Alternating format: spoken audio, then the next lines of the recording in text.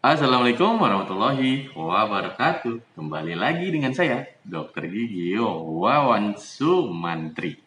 Hari ini saya ingin membuatkan konten kelanjutan dari konten sebelumnya.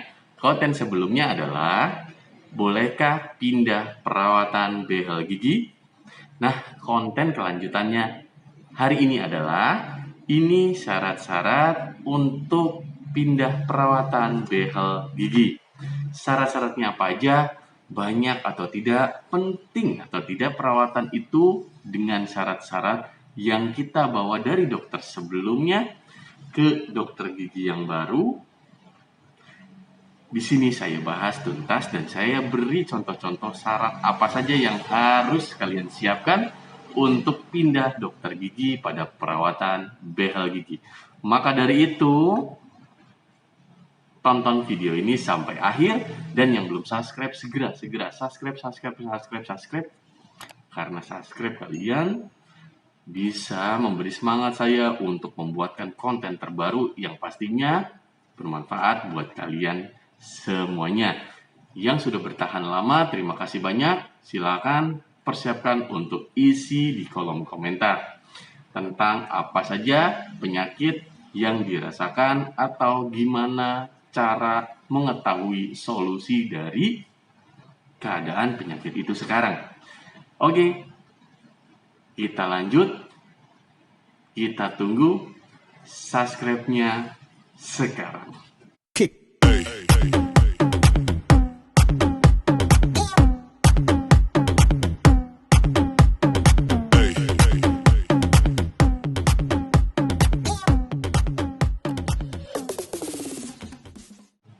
Nah, ini langsung aja kita bahas syarat-syaratnya itu apa aja yang harus dibawa dari dokter sebelumnya untuk ke dokter yang baru. Dari dokter gigi yang masang perawatan behel di awal ke dokter gigi pindah perawatan, dokter gigi domisili kalian yang baru di tempat yang baru. Nah, ini syarat-syaratnya. Yang pertama, apa saja yang harus dibawa dari dokter gigi yang lama atau yang awal itu adalah, ini dia, catatan medis dari dokter sebelumnya. Catatan ini sangat penting sekali. Nah, catatan ini bisa dibawakan manual seperti ini, atau bisa dengan dimasukkan ke database atau diambil dari data-datanya khusus untuk kalian saja, bisa dimasukkan ke flash disk dan nanti bisa dibuka di tempat dokter gigi yang baru. Catatan rekam medis itu berupa catatan dari awal kalian datang, keluhan kalian datang, sampai beberapa kalian kontrol sudah berapa lama di situ, keluhannya apa aja pada saat kontrol pertama, kedua, ketiga, terus apakah di situ pernah lepas, rencana perawatannya seperti apa, harus dimundurkan apa dimajukan gigi kalian, atau dikembangkan dulu rahangnya baru ditarik mundur. Nah, semua tercantum di sini ya, semua tercantum di rekam medis. Maka rekam medis itu harus dibawa untuk dokter gigi yang baru, supaya dokter gigi yang baru itu tahu perawatan apa saja sih yang sudah dilakukan, rencana perawatan apa saja sih yang telah direncanakan oleh dokter sebelumnya, supaya sinkron dan dokter gigi yang baru tinggal melanjutkan saja dengan perawatan yang sudah terencana di dokter gigi sebelumnya. Sudah paham ya? Terus yang kedua, kalian mesti bawa cetakan gigi. Cetakan gigi kalian yang seperti ini harus dibawa pada saat kalian pindah dokter gigi. Pentingnya untuk apa? Karena cetakan inilah cetakan awal kalian datang di dokter gigi sebelumnya pada saat kalian keluhkan untuk memasang behel gigi. Nah, dokter gigi yang baru akan menganalisa ulang dari cetakan tersebut, dan apabila cetakan tersebut memang dibutuhkan untuk reulang cetakan lagi di dokter gigi yang baru, itu mungkin persyaratan yang ada di dokter gigi yang baru bisa dilakukan di sana. Karena pentingnya dari cetakan ini untuk mengetahui dari susunan-susunan gigi, ukuran-ukuran giginya, sehingga ukuran gigi tersebut akan dihitung dan mengetahui kurangnya lengkung rahang, lebihnya lengkung rahang itu akan ketahuan semua dari cetakan ini. Nah, setelah cetakan ini, apalagi? Nah, terus selanjutnya adalah foto ronsen. Foto ronsen yang sebelumnya itu harus di bawah. Ya, foto ronsen yang sebelumnya itu harus di bawah. Foto ronsen ini berupa foto OPG, ya, berupa foto OPG atau bisa dengan foto cepalometri. Jadi dua foto ronsen itu harus dibawa semua. Nah, untuk apa? Ya, untuk mengetahui perawatan sebelumnya memang apa sih, gitu kan. Kalian kan tujuannya mau meneruskan perawatan behel di dokter gigi yang baru di tempat domisili kalian yang baru. Nah, itu harus dibawa semua sehingga dokter gigi yang baru pun bisa mengetahui nih, oh ternyata kasusnya seperti ini. Loh, kok sekarang sudah berjalan ya seperti ini. Kalau misalkan kalian datang tanpa bawa itu semua, ya mohon maaf, mungkin dokter gigi tersebut atau dokter gigi yang baru pasti mengira ini yang masang bukan dokter gigi atau bukan dokter gigi spesialis ortodonti. Itu bisa saja terjadi seperti itu. Jadi yang diharapkan kalian ada persyaratan-persyaratan yang dibawa. Terus bila perlu, persyaratan yang selanjutnya adalah foto dari profil muka kalian pada saat di dokter gigi yang lama itu dibawa semua. Itu penting untuk mengetahui sudah pergerakannya sampai mana, pergerakan profil mukanya bergerak atau tidak, lengkung rahangnya bergerak atau tidak. Nah, gini ya. Terus perawatan-perawatan yang dilaksanakannya pada saat kontrol itu dilakukan, ada beberapa gigi yang bolong itu ditambalin atau tidak, ditambalin atau perlu perawatan saluran akar tidak, perlu dicabutin tidak gitu. Itu semua ada dari rekam medis tersebut. Nah, rekam medis ini dibawa.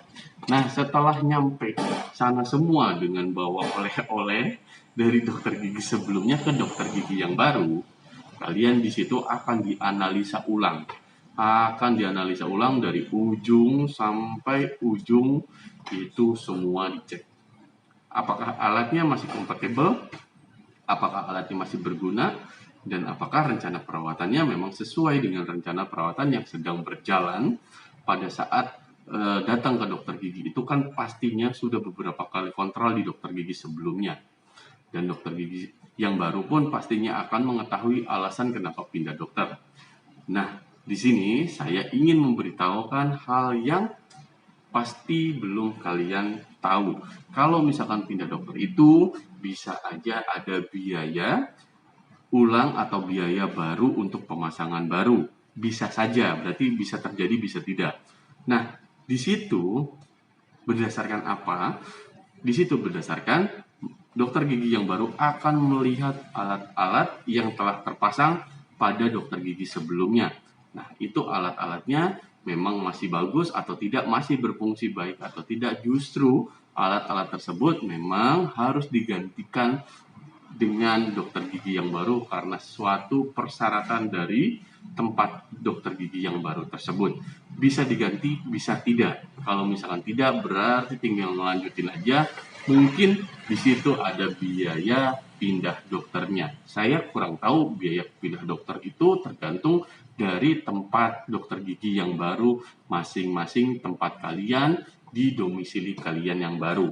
Makanya pertimbangkan untuk itu dan tanyakan untuk semua masalah itu. Saya di sini hanya untuk mengingatkan kalian saja, dan video ini bermanfaat buat kalian yang untuk pindah dokter gigi untuk perawatan behel gigi tersebut. Jadi behel gigi pindah dokter itu boleh, asalkan di bawah semua persyaratan dan jelas asal-usul dokter giginya, dan biasanya ada surat rujukan dari dokter gigi atau surat pengantar bahwa kamu sebagai pasien dokter sebelumnya itu pindah dokter ke dokter gigi yang baru.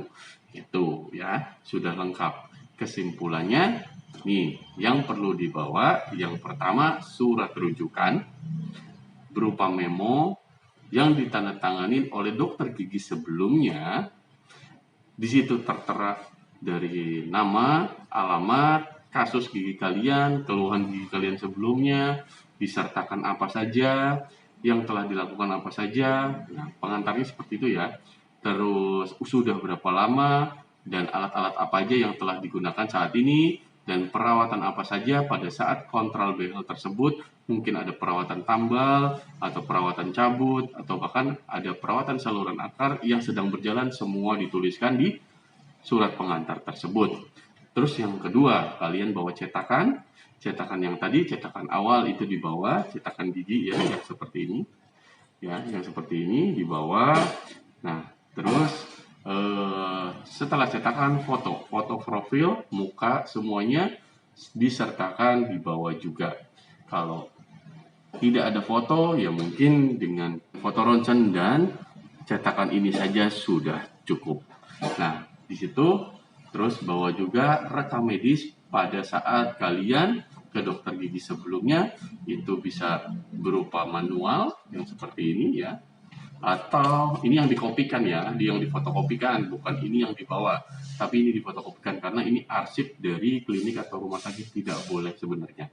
Nah, ini biasanya bisa dirangkum atau bisa dengan plek apa adanya ini, yang bagian mana saja, tanggal, dan perawatan-perawatan apa saja pada saat kalian kontrol di dokter gigi awal itu dilakukan apa aja. Nah, itu bisa berupa manual atau bisa berupa digital. Kalau digital itu biasanya dimasukin ke flash disk dan nanti diserahkan ke dokter gigi yang baru.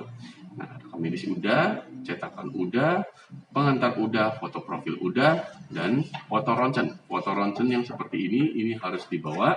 Nah, foto ronsen tersebut memang ada yang OPG dan ada yang cepalo, semuanya dibawa. Cepalo tuh yang ronsen kepala tengkorak ya, dari samping gitu ya. Nah, kalau misalkan sudah semuanya dibawa, itu memang sudah harus dikasihkan ke dokter gigi yang baru dan sampaikan ke dokter gigi yang baru, ini semua saya pindah dokter karena alasan tertentu, dok. Alasannya bla bla bla bla bla. Harus dikasih tahu dokternya alasan-alasannya supaya dokter gigi yang baru pun tidak ada pertanyaan-pertanyaan lagi tentang kok ini pasien pindah dokter ya. Nah, nanti takutnya kalau misalkan kalian main pindah dokter, nanti dikira kalian tidak kooperatif dalam kontrol. Sedangkan untuk pasien-pasien behel itu diperlukan kontrol ortodontik yang kooperatif, waktunya tepat. Ya, misalkan 3 minggu, sebulan, atau ada beberapa alat yang tidak kontrol dengan secara rutin. Nah, ada juga yang beberapa alat yang seperti alat metal yang harus kalian kontrol secara rutin. Jadi supaya tidak ada salah paham, kalian cerita semua ke dokter gigi yang baru, maksud dan tujuannya kenapa pindah dokter gigi untuk perawatan behel gigi. Oke, sekian dulu untuk kelanjutan video dari sebelumnya ya, video ini. Semoga bisa menjawab semua pertanyaannya yang selama ini dibikin bingung. Pindah perawatan behel gigi itu bisa nggak boleh, nggak, ternyata boleh, sah-sah saja, itu hak pasien. Cuman pikirkan untung ruginya ya. Sekali lagi, dipikirkan untung ruginya dari segi waktu dan biaya. Kalau kalian pindah dokter, pastinya waktunya akan mengulang lagi dan biayanya ada kemungkinan akan mengulang lagi di awal. Nah, seperti itu. Oke, yang belum subscribe, hayu subscribe yuk. Untuk saya lebih bersemangat lagi membuatkan konten video selanjutnya dan isi di kolom komentar yang banyak.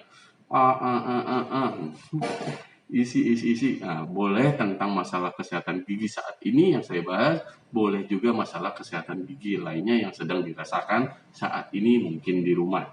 Nah, asal tidak melenceng jauh, itu saya tidak permasalahkan dan insya Allah saya balas, walaupun telat hari, saya usahakan saya balas. Karena mohon maaf keterbatasan waktu, karena harus mengerjakan pasien di setiap harinya di 3 tempat.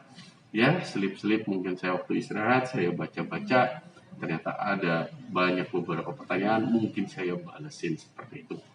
Kalau misalkan pengen lebih cepat lagi, sebenarnya ada admin saya yang di Instagram @doktergigiwawan. Mungkin kalian bisa nge-DM atau direct message di situ.